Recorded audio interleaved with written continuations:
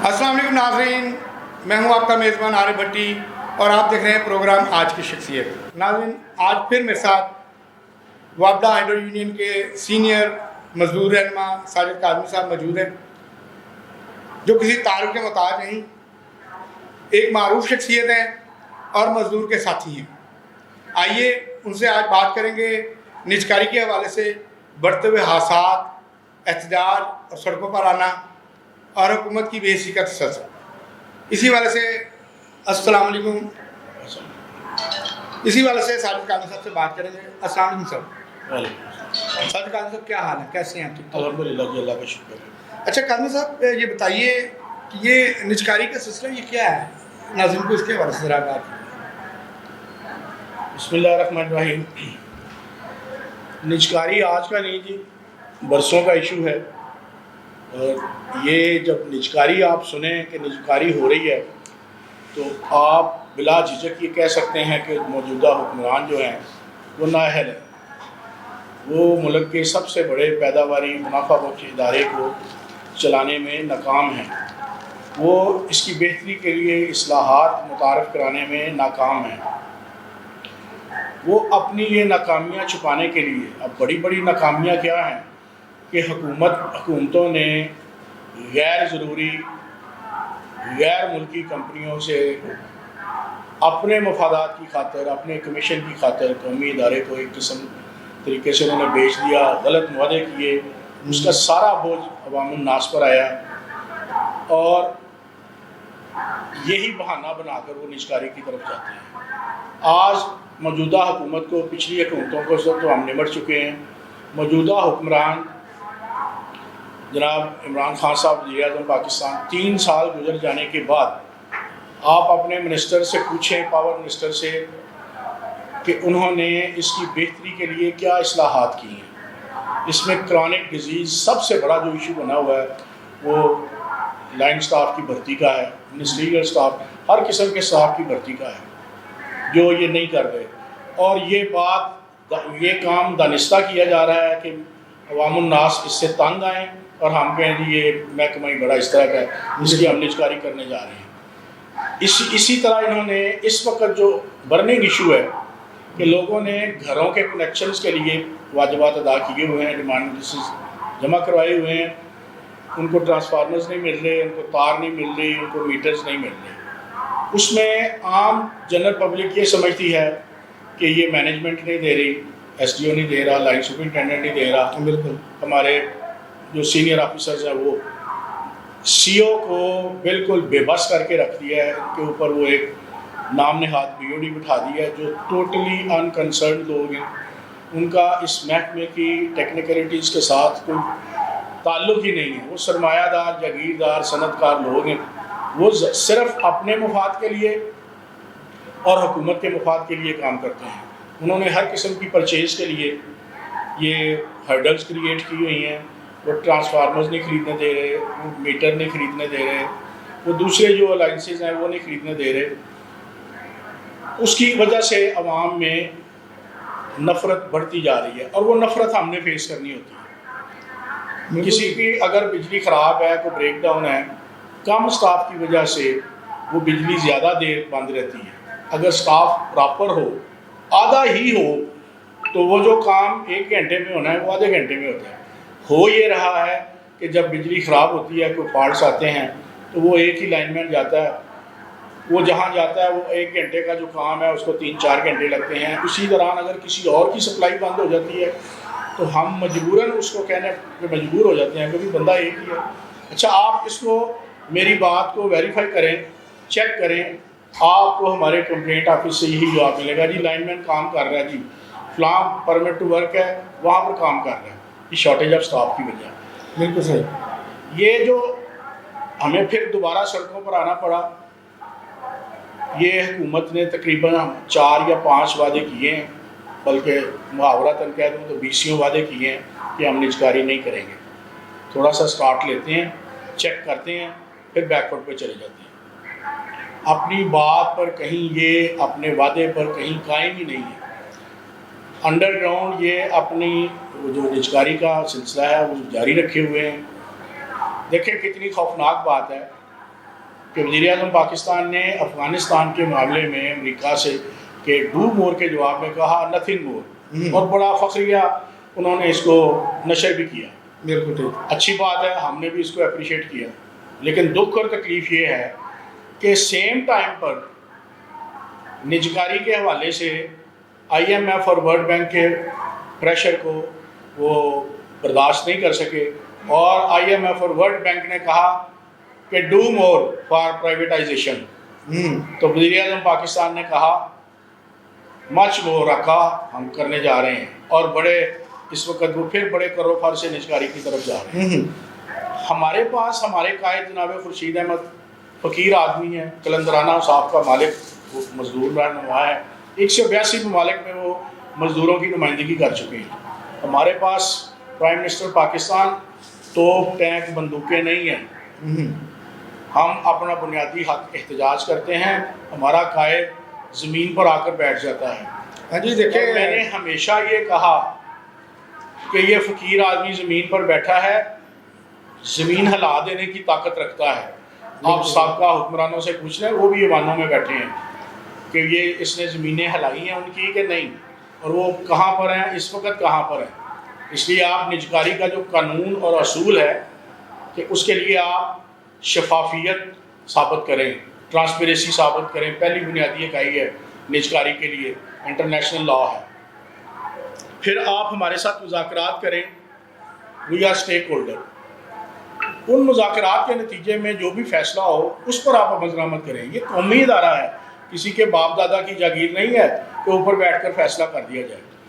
دوسری، میں جو ہر بار کہتا ہوں، میں پھر بات کہوں گا، میں الحمدللہ محب وطن شہری ہوں.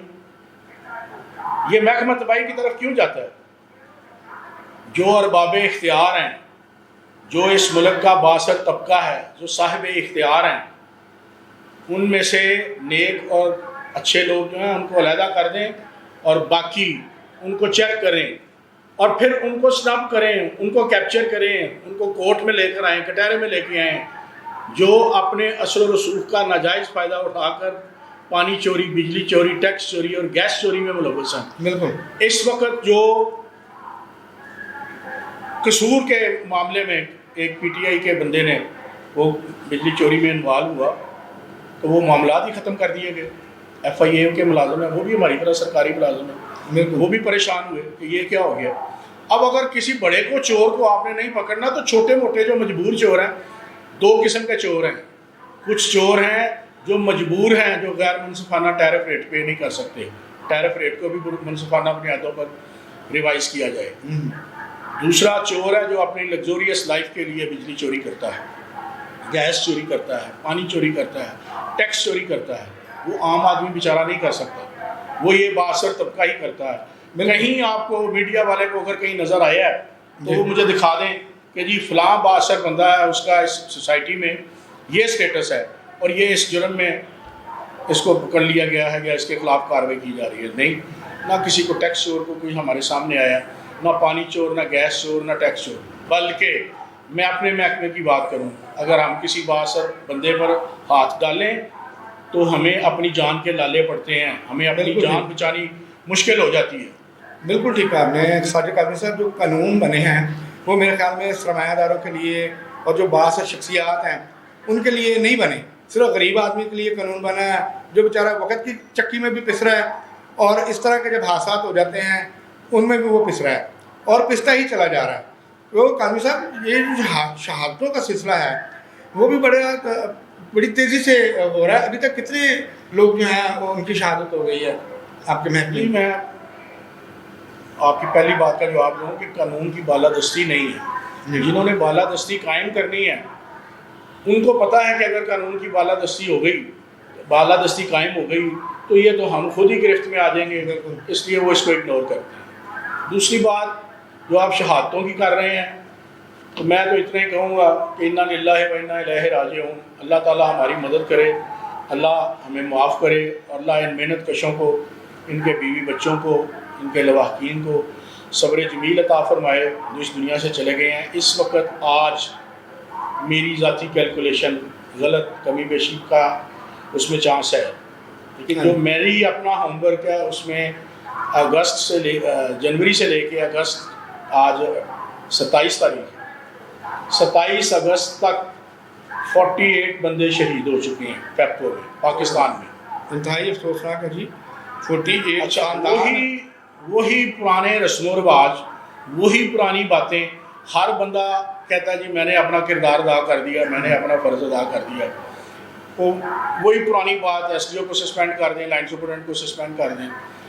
میں آج یہ آپ کے چینل سے پہلی بار یہ بات کرنے لگا ہوں کہ آپ کیسے بندے کو سسپینڈ کرنے کا حق رکھتے ہیں جب آپ نے اس کو سٹاف پورا نہیں دیا، آپ نے اس کو ٹی اینڈ بھی پوری نہیں دی، آپ پورا اس کے ساتھ کنسرن نہیں ہیں.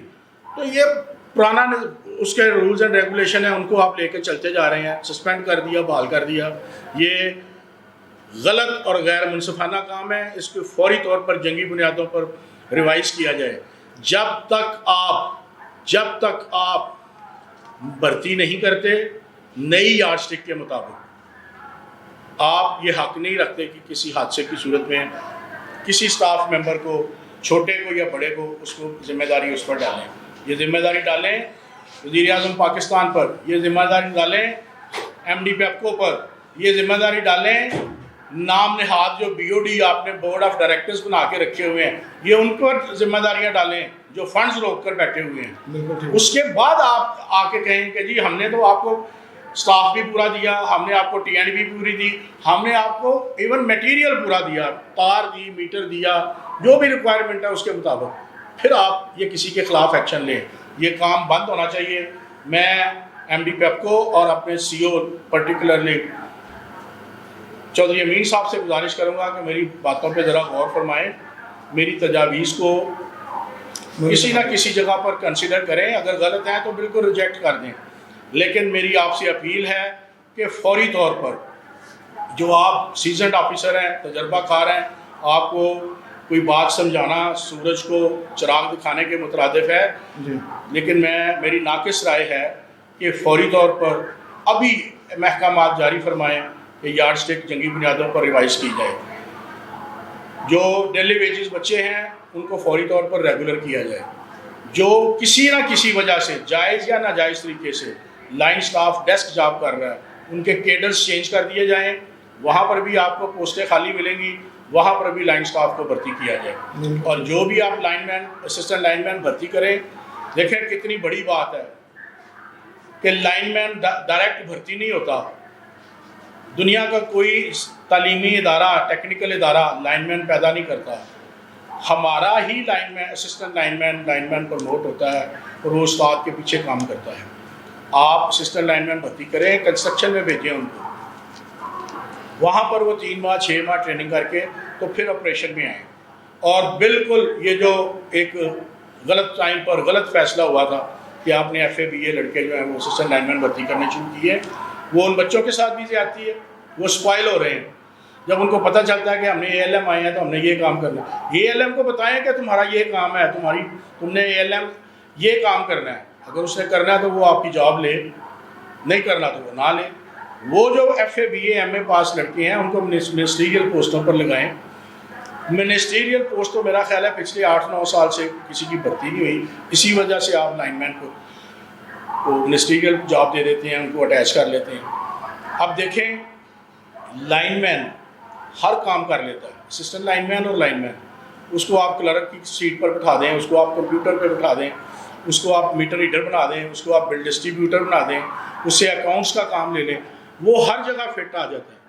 لیکن کوئی بندہ دوسرے ڈیزگنیشن کا وہ لائن مین کا کام نہیں کر سکتا.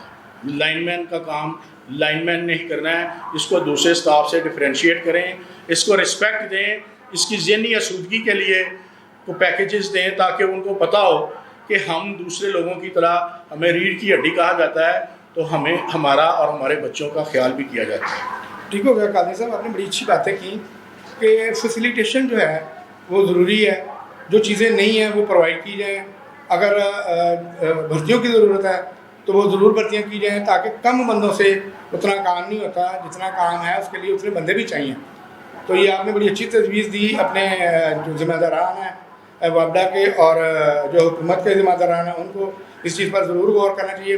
اچھا قاضی صاحب یہ بتائیے کہ نیو کنیکشن مٹیریل اور ٹرانسفارمر تو دستیاب نہیں، جبکہ لوگوں نے ڈیمانڈ نوٹس جمع کروا چکے ہیں اور اس کے حوالے سے لوگ پریشان بھی ہیں، اس کے حوالے سے بھی تھوڑا سا ناظرین کو آگاہ کریں. یہ میری انفارمیشن کے مطابق یہ ہمارے سی او صاحب اور مینجمنٹ جو ہے لیسکو کی وہ سارے بے بس ہیں، کیونکہ ان فنڈز کی اپروول دینی ہوتی ہے بورڈ آف ڈائریکٹرز میں. اب ان کی میٹنگ ہی نہیں ہوتی، وہ ایک ٹائم پر وہ سارے اکٹھے نہیں ہو سکتے، کبھی وہ اسکائپ پر تو کبھی کیسے وہ میٹنگز کرتے ہیں. صحیح. اچھا کوئی وہ بل پاس کرتے ہیں تو سب کے دستخط ہونے بہت ضروری ہوتے ہیں. تو سسٹم ان کا ٹی ڈی ایس ہے، اس میں آسانی لانی چاہیے. اور ویسے بھی فنڈز اگر سی او کو انہوں نے کوئی اختیار ہی نہیں دینا جیسا کہ ماضی میں ان کے پاس تھا، اگر اختیار ہی نہیں ہے تو پھر سی او وہ کس چیز کے ہیں. بالکل یہ کام جو بجلی والا کام ہے یہ تو لائن مینوں کا کام ہے، وہ ہم کر ہی رہے ہیں. بالکل ٹھیک ہے. یہ پھر جتنے بھی اوپر لیسکو ہیڈ کوارٹر میں جتنی بھی مینجمنٹ ہے نا، ان کو چاہیے کہ ان سب کو فارغ کر دیں اور بی او ڈی کو ہی دے دیں کہ بی او ڈی ہی سسٹم آگے چلائے. یہ کل جو ہم نے احتجاج کیا ہے نجکاری کے خلاف، یہ نجکاری کے سہولت کار ہیں بی او ڈی، ان کو ٹاسک دیا گیا ہے کہ آپ لوگوں نے نجکاری کے لیے کام کرنا ہے. یہ مینجمنٹ کو اور لیبر کو ان کے لیے آسانیاں پیدا کرنے کی بجائے مشکلات پیدا کر رہے ہیں، عوام میں ہماری شہرت خراب کرنا چاہ رہے ہیں. یہ ان کو ٹاسک ملا ہوا ہے گورنمنٹ کی طرف سے، اور ہم یہ سازشیں فیس کرتے چلے آ رہے ہیں. ہمارا بہت تجربہ ہے اس معاملے میں. ہم کسی سازش کو وہ کسی بھی لیول کی ہو وہ کامیاب نہیں ہونے دیں گے. محکمہ بچانے کے لیے، قومی ادارہ بچانے کے لیے ہم آخری حد تک جائیں گے. قائد مزدور نے کل اعلان کیا ہے کہ ہم 15 سپٹمبر کو اسلام آباد دھرنا دیں گے، کیونکہ یہ ہمارے پرائم منسٹر کی ہی سنت ہے کہ دھرنا دیں اگر کام نہیں ہو رہا. اچھا بالکل ٹھیک ہے. تو ہم انشاءاللہ وہ دھرنا دیں گے، لیکن اس سے پہلے حکومت کو چاہیے کہ وہ کنسیڈر کرے. یہ نہ ہو کہ ہمارا احتجاج یوم سیاہ بن جائے، ہم سیاہ کے طور پر، یہ نہ ہو کہ ملک میں ہم سیاہی لانے پر مجبور ہو جائیں. ہمارے قائد نے ہمیشہ بڑی بردباری سے، تدبر سے، حوصلہ ہمت سے کام کیا ہے. جس لیول کی آپ نجکاری پر، جس لیول کا آپ نجکاری پر کام کر رہے ہیں، یہ ایسا نہ ہو خدا نہ خواستہ کہ ہم کام چھوڑ کے بیٹھ جائیں تو پھر بی او ڈی آ کر کھمبے پہ چڑھ کے کام کریں گے. ہم لوگ نہیں کریں گے، یہ مشکل ہو جائے گا. جی بالکل ناظرین، ساجد کاظمی صاحب کی جو باتیں ہیں وہ میرے خیال میں تو بڑی سبق آموز ہیں، پائیدار باتیں کرتے ہیں. اور انتظامیہ کو اور ذمہ داران کو یہ چاہیے کہ ان سے مشورہ کریں. ان کے جتنے بھی عہدیداران ہیں، ان کے رشید صاحب جو ہیں ان کے ساتھ، اور جو ساجد کاظمی صاحب ہیں اور جو ان کے دوسرے عہدیداران ہیں، ان سے مشورہ کریں اور محکمے کی بہتری چاہیں. اسی کے ساتھ اپنے میزبان عارف بھٹی کو اجازت دیجیے. اللہ نگہبان.